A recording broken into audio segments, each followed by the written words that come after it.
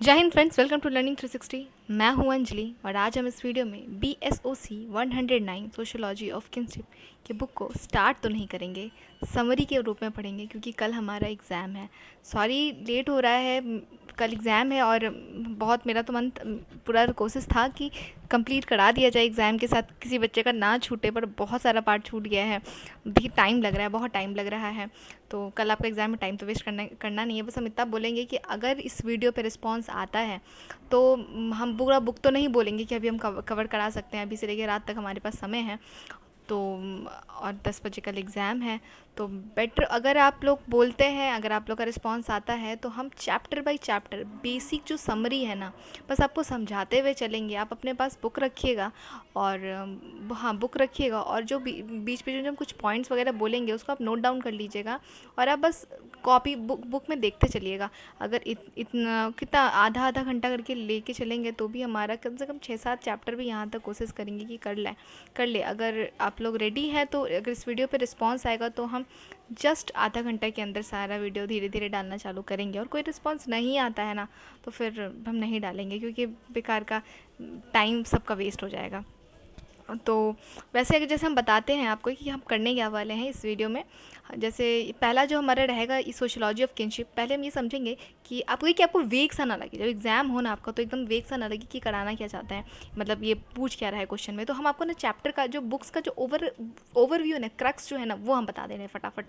तो 15 मिनट एक बार सुन लीजिए आप, ज़्यादा टाइम वेस्ट नहीं होगा। 15 मिनट में अगर आपको ये चीज़ सही लगता है तो फिर आगे आप आएगा रिस्पॉन्स तो हम बना देंगे समरी। फाइनली तो कंप्लीट होगा ये बुक, धीरे धीरे हम फिर कंप्लीट तो करेंगे ही, पर कल के लिए जो उपाय है ना, कल के लिए कोई ऑप्शन नहीं लग रहा है तो हम इसके लिए बोल रहे हैं। तो जैसे आपका है पहला, ये जो सोशियोलॉजी ऑफ किनशिप है, ये किनशिप जैसे हम आपसे पूछते हैं कि क्यों लड़की ही शादी के बाद लड़के के घर जाती है, क्यों सारा प्रॉपर्टी लड़के के पास ही आता है, लड़की को क्यों नहीं इनहेरिटेंस किया दिया प्रॉपर्टी क्यों नहीं दिया जाता है।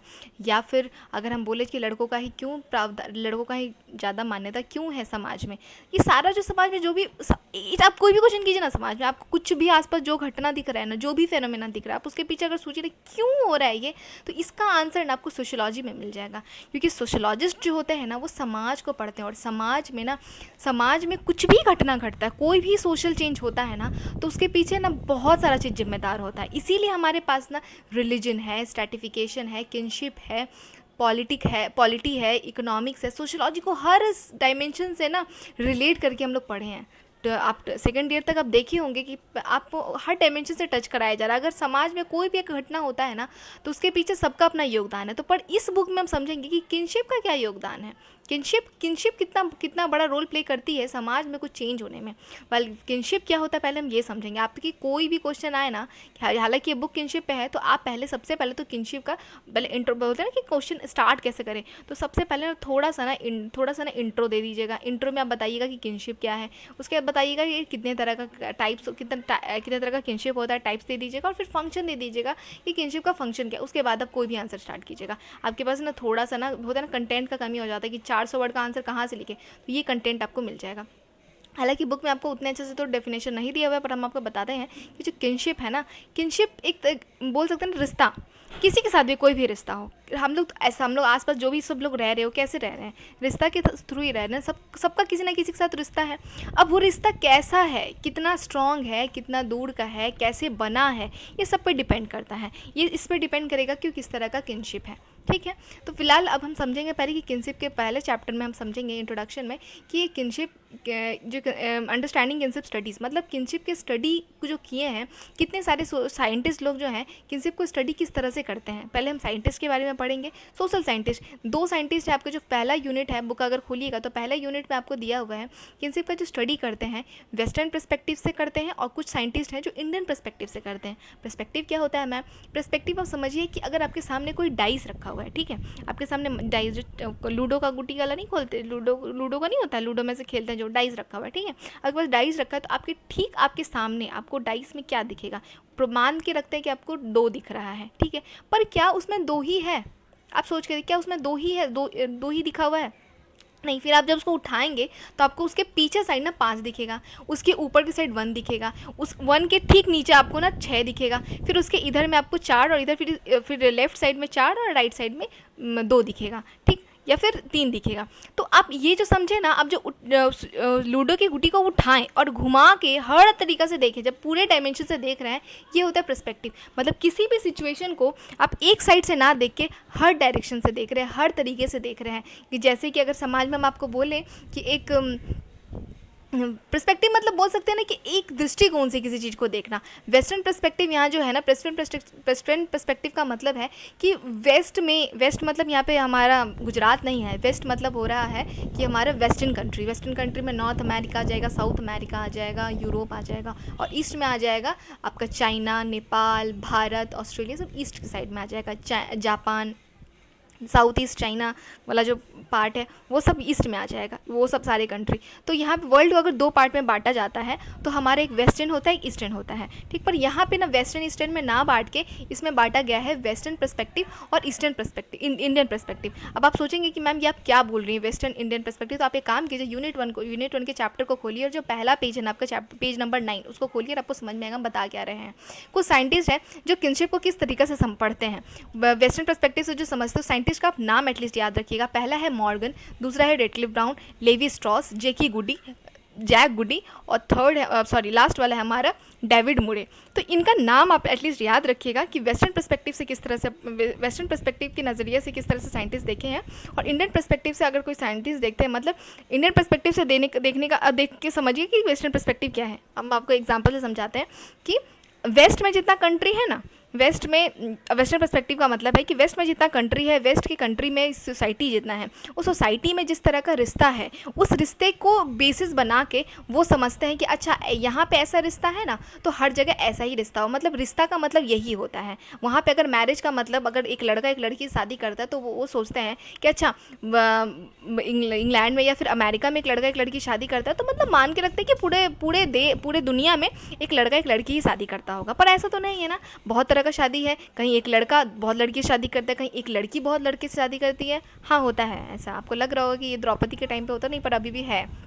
हमारे भारत में भी है ऐसा जगह जहाँ पे एक लड़की बहुत सारे लड़कों से शादी करती है, जो पॉलीएंड्री का सिस्टम है, ठीक। तो वो ना वेस्टर्न पर्सपेक्टिव से देखते हैं, मतलब वेस्ट के सारे कंट्री में जिस तरह का सोसाइटी, उस सोसाइटी को बेस में रख के वो समझते हैं किनशिप को, ठीक। पर इंडियन पर्सपेक्टिव क्या है? इंडियन पर्सपेक्टिव वो होता है जो वो कुछ साइंटिस्ट हैं जो भारत में किस किस तरह का किनशिप है, किस तरह से समाज में रिश्ता बनता है, शादी के थ्रू बनता है, कि एडॉप्शन के थ्रू बनता है, कि बच्चे होने पर बनता है, और फिर बहुत डिटेल में है कि शादी किस बेसिस पे करेंगे। कहीं पे एंडोगैमस है, कहीं अपनी बिरादरी में शादी करना अलाउ है, कहीं नहीं अपने से दूर से शादी करना अलाउ है, किसी में अपने क्लैन में शादी करना अलाउ है, किसी में अपने क्लैन में शादी करना नहीं अलाउ है। तो एंडोगैमस है, एक्सोगैमस है, ये बहुत तरह का शादी है। तो ये 2 पर्सपेक्टिव है। तो आप 2 सबसे पहला चैप्टर में आता है तो आप 2 पर्सपेक्टिव जरूर लिखिएगा, वेस्टर्न पर्सपेक्टिव, इंडियन पर्सपेक्टिव। और वेस्टर्न पर्सपेक्टिव में साइंटिस्ट का नाम जरूर मेंशन कीजिएगा, और इंडियन पर्सपेक्टिव में जो 3 साइंटिस्ट हैं उनका नाम जरूर मेंशन कीजिएगा।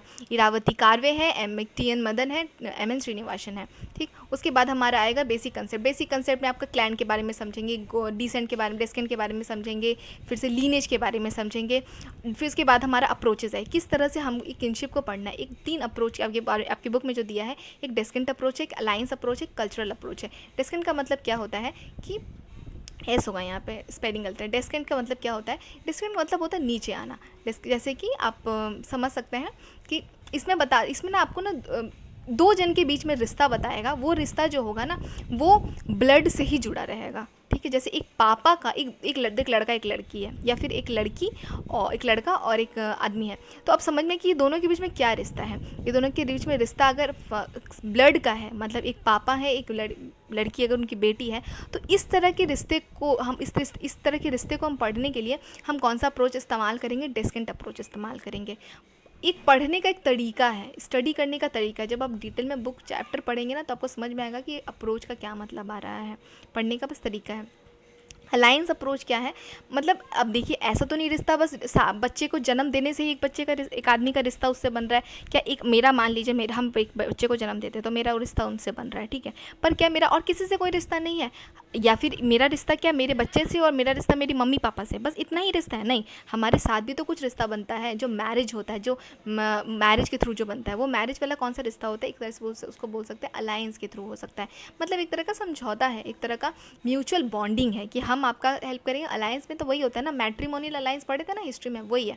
कल्चरल अप्रोच होता है कि समाज में बस अलायंस के थ्रू ही नहीं बनता रिश्ता, या फिर डिस्टेंस के थ्रू ही नहीं बनता, कुछ कल्चरल रिकॉग्निशन भी होता है, मतलब कल्चर के कारण भी बनता है। और ये देखिए जैसा जैसा अप्रोच है ना, वो अप्रोच ना अलग अलग बहुत सारा नॉलेज हम लोग को देता है। कुछ हम लोग को जैसे बोल सकते हैं कि कहीं पे है कि बेटी जो शादी होने के बाद जो लड़की है अपने पति को अपने घर लेके आएगी, कहीं पे है जो लड़का जो है अपनी पत्नी को अपने घर लेके आएगा। जनरली तो यही मिलता है, इसके बारे में तो बताना नहीं पड़ेगा, सब कोई जानते ही हैं कि जनरली हम लोग का शादी होता है हम अपने पति के घर ही जाते हैं। पर बहुत ऐसा जगह है जहाँ पे हम लड़कियाँ जो है अपने पति को अपने घर लेके आती है। तो ये सब ना अप्रोचेज़ है, हर डायमेंशन से समझाने का कोशिश कर रहा है कि ये एक ही ऐसा सिस्टम नहीं है कि जो हर जगह यूनिफॉर्म हो। ठीक, वो अगर कोई साइंटिस्ट बोलते हैं कि नहीं भारत में जनरली ऐसा होता है कि पैट्रियार्की हर जगह है, या फिर हर जगह शादी जो है कोई भी अलायंस जो हो रहा है, किनशिप हो रहा है, उसके पीछे एक कारण ये है क्योंकि शादी के थ्रू बच्चे को जन्म देना है, रिप्रोडक्शन हो जिससे वंश बढ़े, ये मात्र कारण है। पर उसमें फिर एक साइंटिस्ट बोलते हैं नहीं ऐसा कारण नहीं है। अगर ऐसा कारण होता तो बहुत ऐसा जगह भी है जहाँ पे दो लड़की के बीच में एक साथ वो रह रहे, दो लड़की रहती है, जैसे जुलू है, जुलू ट्राइब है, जुलू सोसाइटी है, जहाँ पे जो दो लोग शादी करते हैं वो दो औरत के बीच में शादी हो रहा है। ठीक है, जबकि दोनों को प्रेग्नेंट कोई और ही कर रहा है। तो ऐसा भी सोसाइटी है। अमेरिका में, कनाडा में ऐसा भी कुछ है जिसमें ट्रांसवेस्टिस लोग हैं। ट्रांसवेस्टिस का मतलब होता है आपका जिसमें एक ऐसे तरह के लोग होते हैं जो जनरली वो अपोजिट सेक्स के तरह से ड्रेस पहनना चाहते हैं। जैसे हम लड़की है ना तो हम लड़की होकर लड़का जैसा ड्रेस पहनना चाहेंगे। तो ये अप्रोच है, कल्चरल अप्रोच है। उसके बाद आता है फैमिली, हाउस होल्ड और मैरिज। देखिए किन रिश्ता समझेंगे और फैमिली, हाउस होल्ड और मैरिज को नहीं समझेंगे तो फिर तो इनकम्प्लीट रह जाएगा, क्योंकि फैमिली के थ्रू ही तो हम लोग रिश्ता, हम लोग एक स्टेटस मिल पाता है कि किस फैमिली से बिलोंग करते हैं। हाउस होल्ड किस तरह से हाउस होल्ड का सिस्टम होगा, रूल्स किस तरह से होगा, मैरिज किस तरह से होगा। मैरिज में भी बहुत रिस्ट्रिक्शन है, हर सोसाइटी बताती है कि आपको किनसे कब कैसे शादी करना है, और शादी के बाद फिर आपका सोशल रिकॉग्निशन क्या होगा, शादी के बाद आप पे किस तरह का जिम्मेदारी होगा। ठीक है, उसके बाद हमारा आता है क्रॉस कल्चर वेरिएशन है कि भारत में किस तरह का डिफरेंट कल्चर देखने को मिलता है। भारत में ये पूरा इंडियन के परस्पेक्टिव से किस तरह का कास्ट है, क्लास है, जेंडर है, जिस डिवीजन है, वैराइटीज़ ऑफ कास्ट है, ये इंडिया को लेकर ही पूरा समझना है हम लोग को। क्लास का डिवीजन किस तरह से, जेंडर का डिवीजन किस तरह से है, री इमेजिनिंग फैमिलीज। देखिए अभी यहाँ पे तो जो फैमिली हम लोग पढ़ेंगे ना पहले वाले चैप्टर में, उसके बाद फिर हम लोग वापस ना फैमिली के बारे में स्टडी करेंगे। यहाँ पे बेसिक कंसेप्ट में ना आपको फैमिली के बारे में पढ़ाया जाएगा, पर वो बेसिक कंसेप्ट फैमिली के बारे में बस है कि आपको फैमिली कितना तरह का होता है, न्यूक्लियर होता है, जॉइंट होता है, एक्सटेंडेड होता है, बस ऐसा फैमिली बताएगा। पर इसमें है ना आपका फैमिली को वापस ना हर तरीक़ा से बताना चाह रहा है कि ऐसे भी तो कुछ लोग हैं जो शादी नहीं कर रहे हैं, पर शादी नहीं करके फिर वो लिविंग रिलेशन में रहे, कंटेम्प्रेरी सिस्टम से आप बता रहा है। ये तो जो भी स्टडी था ये सब तो प्रिमिटिव था, पहले के साइंटिस्ट लोग थे वो अपने आसपास जैसे समाज में जो घट रहा था उस घटना से देख के बताएं। पर क्या अभी की सोशोलॉजी नहीं है, सोशोलॉजिस्ट नहीं है क्या? आप और हम जब कल मास्टर्स PhD वगैरह कर लेंगे तो क्या हम लोग सोशोलॉजिस्ट नहीं बन सकते हैं? हम लोग भी फील्ड वर्क पे उतरेंगे, फील्ड वर्क देखेंगे, उसके बाद हम बहुत सारा रिसर्च करेंगे, सोसाइटी घूमेंगे तो हम खुद कुछ हम भी थ्योरी दे पाएंगे। तो क्या हम नहीं बनेंगे? तो आज हम जो थ्योरी देंगे वो कैसा होगा, कंटेम्प्रेरी टाइम पे होगा। आज जो हम समाज में जिस तरीका देख रहे हैं कि पहले के लोग बहुत सारे बच्चे करना चाहते थे, पर अब के लोग ज़्यादा बच्चे नहीं करना चाहते। उसके पीछे हम लॉजिक देंगे, उसके पीछे हम रीज़न देंगे, समाज में घूमेंगे, समाज में डाटा सर्वे लेंगे, कलेक्ट करेंगे डाटा, लोगों का क्या क्या ओपिनियन है उसके थ्रू बताएंगे। और किसी एक इंसान से तो पॉसिबल ही नहीं कि पूरा वो जगह घूम ले। तो हर जगह हर साइंटिस्ट है ना अलग अलग जगह पे अलग अलग जगह का रिसर्च करते हैं। और हम लोग डिवीजन ऑफ लेबर में पढ़े थे ना कि जब कोई भी इंसान अगर किसी एक छोटे जगह पे बहुत डिटेल में पढ़ता है तो उससे स्पेशलाइजेशन ज़्यादा अच्छा आता है। जैसे कि होता है ना कि एक जन नट टाइट कर रहा है तो बार बार वो नट टाइट करते तो प्रैक्टिस हो रहा है, पर वो नट टाइट तो कर रहा है पर उसके बारे में उसको डिटेल नॉलेज होगा, क्योंकि उसको छोटा ही नॉलेज लेना। अगर हम आपको बोले कि आपको पूरा सोशोलॉजी भी पढ़ना है और फिर आपको इकोनॉमिक्स भी पढ़ना है, एंथ्रोपोलॉजी भी पढ़ना है और बायोलॉजी भी पढ़ना है, तो आप क्या पूरा नॉलेज अच्छे से ले पाएंगे? नहीं। पर वही कभी हम एक स्पेसिफिक सब्जेक्ट आपको दे दें कि इस सब्जेक्ट में आपको बहुत अच्छे से पढ़ना है तो आप वो सब्जेक्ट का पूरा अंदर तक डिटेल में चले जाएंगे। तो ठीक वही हो रहा है कि यहाँ अलग अलग जो साइंटिस्ट इरावती कार्वे जी हैं, आपके बुक में जो है ये आपका अंडरस्टैंडिंग किनशिप स्टडीज़ में होगा कि इरावती कार्वे जी है वो भारत को पढ़ती है, इंडियन पर्सपेक्टिव से जो भारत को पढ़ती है वो नॉर्थन जोन को अलग पढ़ती है, सेंट्रल जोन को, साउथर्न जोन को और ईस्टर्न जोन को। भारत को 4 डिवीजन में बांटती है, 4 अलग अलग पार्ट में और अलग अलग तरीका अलग अलग जोन में जिस तरह का सिमिलैरिटी या डिसिमिलैरिटी देखने को मिलता है, उस तरह से पढ़ती हैं। ठीक है। उसके टी.एन. मदन जी हैं। टी.एन. मदन जी जो किनशिप फैमिली के बारे में ज़्यादा पढ़ रहे हैं कि किस तरह का शादी होता है, कहाँ पे एक्सोगैमी है, कहाँ पे एंडोगैमी, ये ज़्यादा जो टी.एन. मदन जी हैं वो कश्मीर के जो पंडित हैं ना, रूरल पंडित, उनके बारे में ज़्यादा स्टडी करते हैं।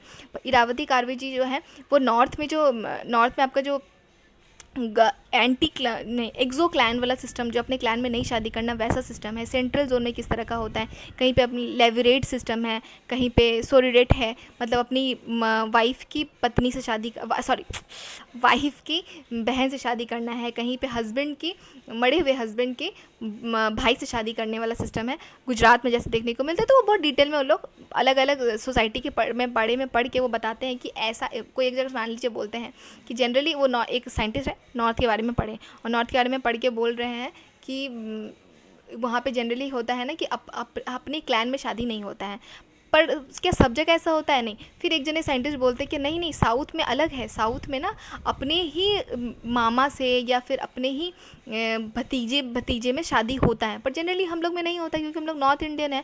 तो वो बता रहे हैं कि नहीं, वैराइटीज़ है, आप एक ही स्टडी करके आप हर किसी के बारे में नहीं बता सकते हैं।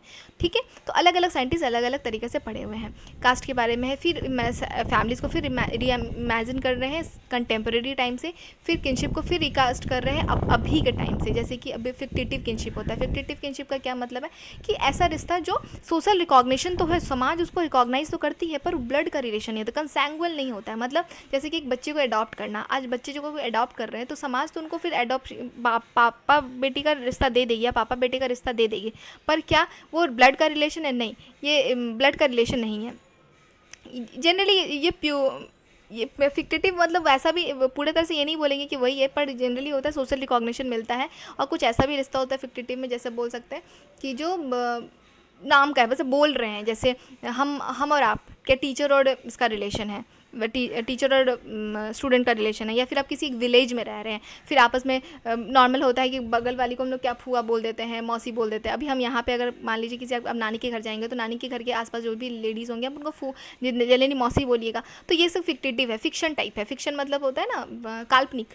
और एक कुछ और उसके बाद हमारा आएगा किनशिप और जेंडर के बीच में रिलेशन क्या है, रिप्रोडक्टिव टेक्नोलॉजी। अब जैसे पहले होता था कि बच्चे का जन्म हो रहा है तो उसका लीनेज हो रहा है, पर अब तो इतना नया नया टेक्नोलॉजीज आ गया है, टेस्ट ट्यूब बेबी है, सरोगेसी है, तब कैसे रिश्ता बनेगा। तो अभी कंटेम्प्रेरी टाइम पे वो बताते हैं।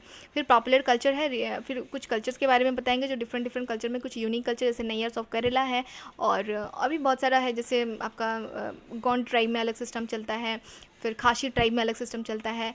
ये सब डिटेल में है। फिलहाल हम आपको बस एक ओवरव्यू दिए हैं इसमें, और बस इतना। अगर इसमें से रिस्पॉन्स आएगा तो फिर दूसरा वीडियो हम चैप्टर बाय चैप्टर बेसिक हल्का सा बता देंगे 15-15 मिनट तक। अगर है तो ठीक है, नहीं तो फिर यहीं पे कंटिन्यू, यहीं पे रहने देंगे। फिर जब एग्ज़ाम आपका ख़त्म हो जाएगा तो फिर हम डिटेल में जैसा करवाते हैं एज़ यूजुअल वैसे ही करवाएंगे। तो ठीक है, आप जल्दी बताइए कि हम आगे नेक्स्ट वीडियो ला पाएँ।